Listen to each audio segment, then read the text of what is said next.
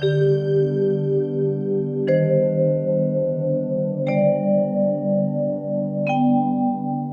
बात है पिताजी, आप परेशान दिखाई दे रहे हैं। नया राजा बावला है। क्यों? कहता है ईश्वर कहाँ है, प्रमाण दो। वह किसे देख रहा है, कहां देख रहा है, इस समय क्या कर रहा है। और नास्तिक है बेटा, जो कल तक किसी ने उत्तर नहीं दिया तो वह सारे मंदिरों से मूर्तियां हटवा देगा। बस इतनी सी बात और इतनी चिंता। बेटा बड़े बड़े विद्वान। पिताजी, आप कल मुझे राजा के पास ले चलिए, मैं उनके प्रश्नों का उत्तर दूंगी।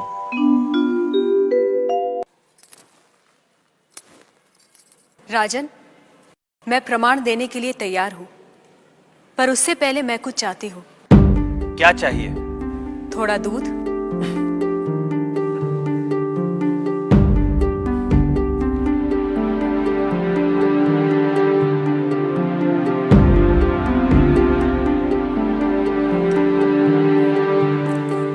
राजन, इस पात्र में आपको क्या दिखाई दे रहा है?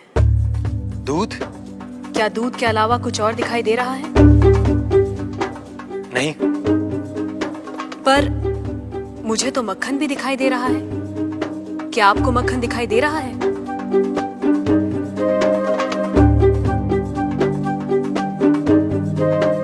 नहीं। पर राजन, क्या इसमें मक्खन नहीं है?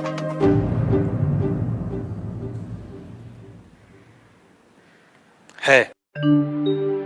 जैसे दूध के कण कण में मक्खन है, मक्खन के कण कण में घी है, वैसे ही ईश्वर सृष्टि के कण कण में भिन्न भिन्न रूपों में है, जो है पर दिखाई नहीं देता। जैसे दूध से मक्खन पाने के लिए उसे मथना जरूरी है, उसी तरह वेदांत के श्रवण, वेदांत का मनन और उसके निहितार्थ पर निरंतर ध्यान के द्वारा ही ईश्वर का अनुभव किया जा सकता है। राजन, क्या आपके पहले प्रश्न का उत्तर आपको मिल गया? मैं मान लेता हूं, पर वो किसे देख रहा है, किस ओर देख रहा है? क्या मुझे एक जलती हुई मोमबत्ती मिल सकती है? राजन, ये रहा आपके दूसरे प्रश्न का उत्तर। प्रकाश की ये लौ कहां देख रही है, किसे देख रही है? ये सभी को देख रही है। सभी और देख रही है? राजन, जिस तरह इस मोमबत्ती का प्रकाश चारों ओर फैला हुआ है, उसी तरह ईश्वर की चेतना चारों ओर फैली हुई है, और उसी चेतना के कारण हम चलते हैं, बोलते हैं और सुनते हैं। जैसे ये प्रकाश सभी ओर देख रहा है, वैसे ही ईश्वर सभी ओर देख रहा है।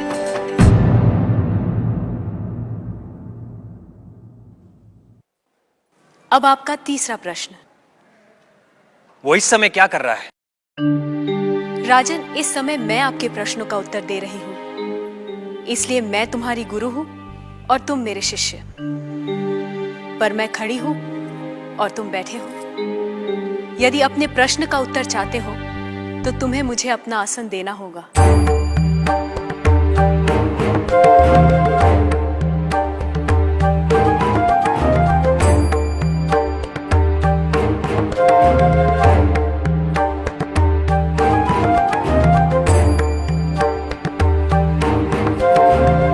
राजन, ये रहा तुम्हारे तीसरे प्रश्न का उत्तर।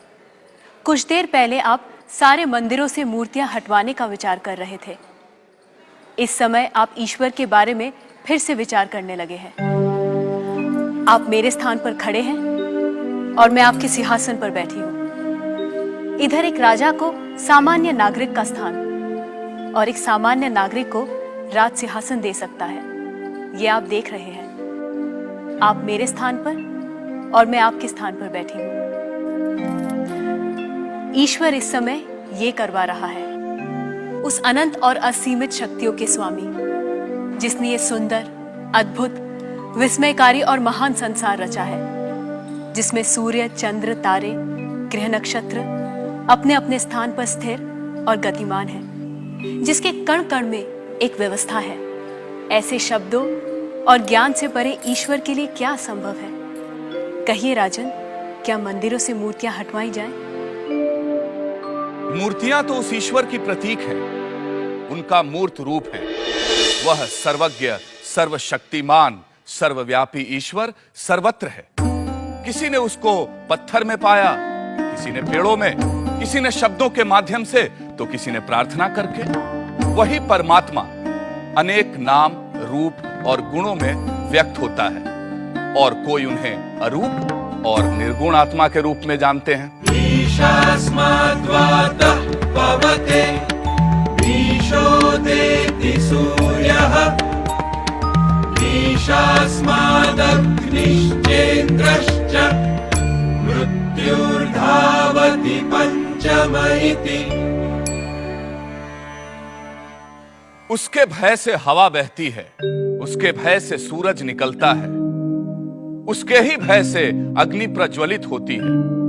इंद्र जो स्वर्ग के देवता हैं और यम जो नर्क के देवता हैं, अपने कर्तव्य